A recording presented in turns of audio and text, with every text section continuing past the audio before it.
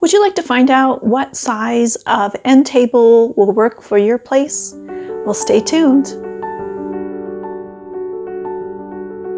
Hi everyone, welcome back, and I'm so glad you're here to hang out and talk about neat interior design topics. In this video, we're going to be talking about end tables and side tables and figuring out what measurements we need so we can find just the right size for our rooms. If that sounds interesting to you, I'd love to have you hang out. And thank you everyone for watching my videos. I really appreciate it. So let's get started. So I always think about end tables and side tables as interchangeable. So, whether you use the word end table or side table, it doesn't really matter. It means the same thing. It's just a little table that we place next to a sofa or couch or a chair. Whether that's in a living room or a great room or even a bedroom or an office. And, they provide a purpose, and they also just are fun little pieces of furniture that add variety to a room. So how high should a little end table be? Well, the height and measurement of an end table correlates with the arm height of a sofa or a chair. And a good place to start is to have your end table 1 to 2 inches lower than the height of the arm. And what's important, what we're thinking about here, is making sure that it's easy to access things on the table, whether it's turning off a lamp or grabbing your mug of coffee. That's the main thing. We want to make sure that it's easy to grab things. And if it's too low or too high, then it's challenging to grab things and it's too far out of our reach. So that's the important thing to think of. And then what happens if your chair doesn't have any arms, or you have a bench, or even an armchair, but the arms kind of slope down into the seating area? Well, then the height of that table correlates with the height of the seat. And a good place to start is 8 to 10 inches higher than the seat.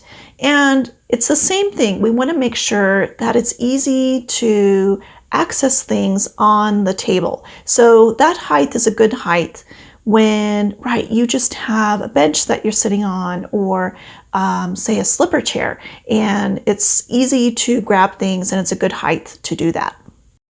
And then it's always important with any piece of furniture, especially when you have pieces of furniture next to each other, there's always a need for what I like to call wiggle room, and making sure that things aren't just butted up right against each other, that there is a little bit of space in between, pieces of furniture.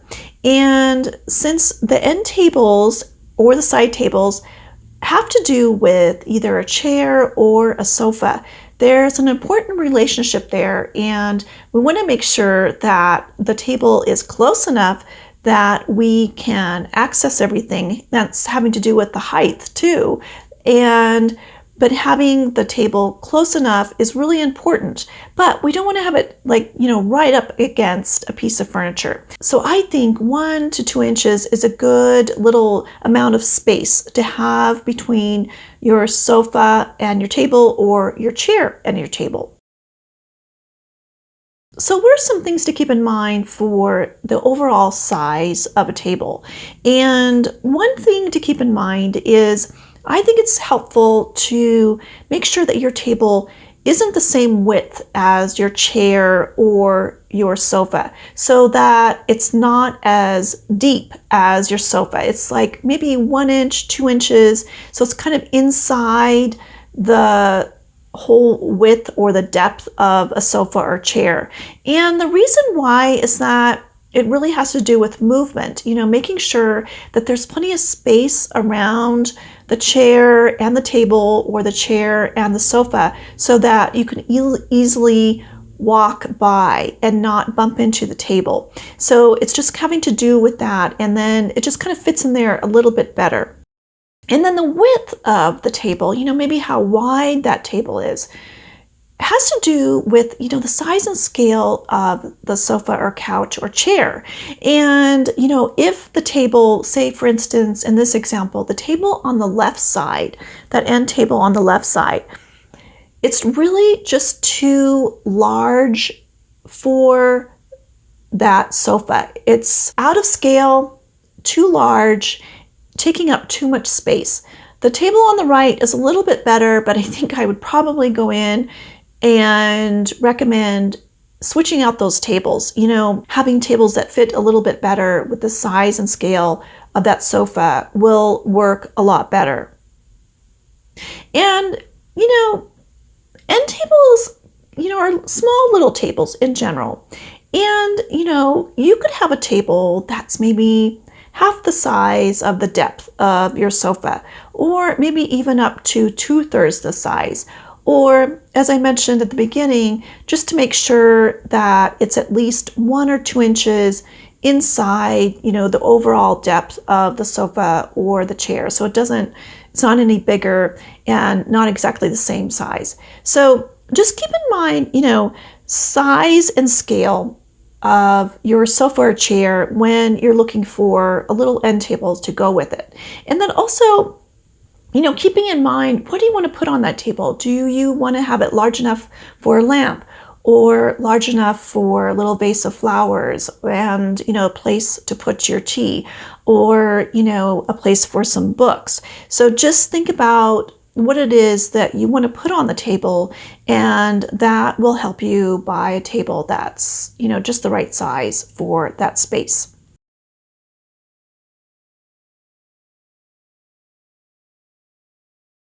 So I encourage you to take a moment in your day to check out how your end table or side table is working or not working. And, have a seat in your sofa or have a seat in the chair next to the table.